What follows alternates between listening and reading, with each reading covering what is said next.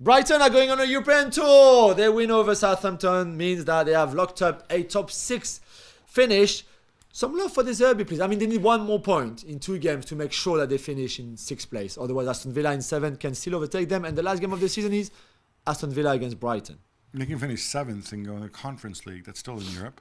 Yes, true. But it's So not top 6 it's still a European tour. It's not top 6 finish, though. If they Oh, finish that's 7th. right. This says top 6 finish. Sorry. A European place. You're correct.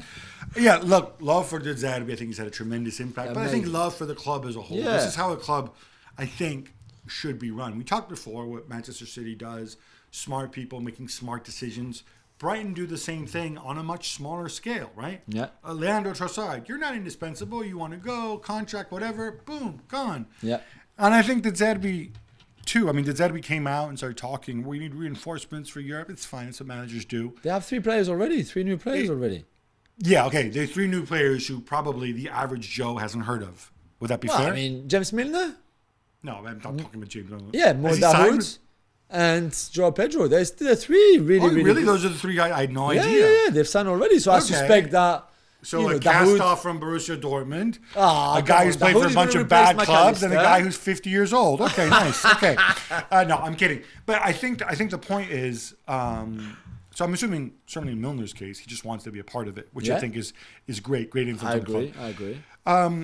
What I will point out, though, is the thing about Brighton is they're already insulated against De Zerbi. If De Zerbi turns, I'm not saying this will happen, but if he were to turn into Conte and saying, buy this, buy that, we're going to the Champions League next year, they can easily say, all right, wait for somebody to come on. We'll wait for the Muppet Show, maybe from West London, to come and sign you. Yeah. Give us another big whack of compensation. Completely. And we'll find another manager who suits They have a us list in already. system. Trust me. They I'm would have sure a list they have already I'm of sure they're replacement prepared. in case he goes, for sure.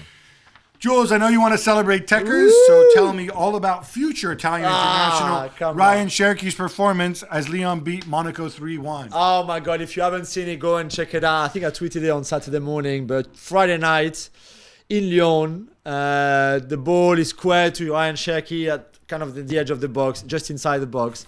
And then he takes a first touch already by kind of dummying the ball and dropping his shoulder to get that first touch. And then when the other defender behind comes to tackle the ball, he does the Maradona turn, so when He he does turns the roulette. 360, La roulette, exactly. And then has a shot that is saved by the keeper, to be fair, but then finished by Cacré just behind. He's an incredible player. And I know the lack of consistency is a problem. He's still only 19 years old. He will get there, but just look at the talent. Don't give me the line like a few people did on social media but he's not consistent enough. He makes the wrong decision at times. Of course he does. He's still very young, but the talent is incredible, and that showed it. I think Mancini will definitely sort him Leave out. him alone. He doesn't want to play for Italy. Leave him alone. Leave him alone. That roulette, a lot of people associate it with Zidane. I mean, others have done it with Zidane and whatever.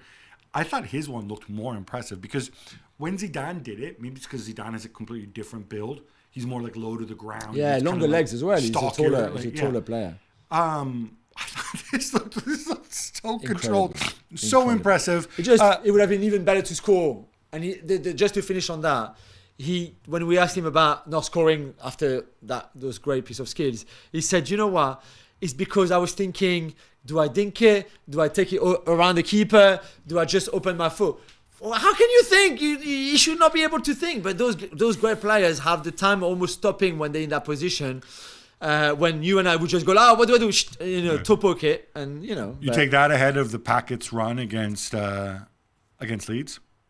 Oh, that was lovely too. I think people got a little so excited, like, "Oh, we've never seen this before." It was Cherky lovely was too. better. But I'd take Ryan.